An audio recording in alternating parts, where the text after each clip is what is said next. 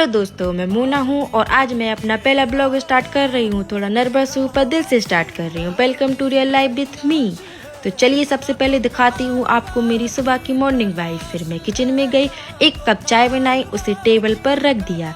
इतने में मेरे पति देव भी आ गए। हम दोनों ने साथ बैठकर आराम से चाय पी और थोड़ी सी बातें की। फिर मैं रेडी होकर हॉल में गई और फिर किचन की तरफ बढ़ी क्योंकि अब टाइम था नाश्ता बनाने का। आज नाश्ते में मैंने बनाया गर्मा गर्म पराठा। सबसे पहले आटा लिया, उसे अच्छे से गूथा, फिर एक लोई ली, पराठे को तवा पर डाला और अच्छे से सेक लिया। खुशबू सारे किचन में फैल गई। हम दोनों ने साथ बैठकर नाश्ता किया और बहुत अच्छा लगा।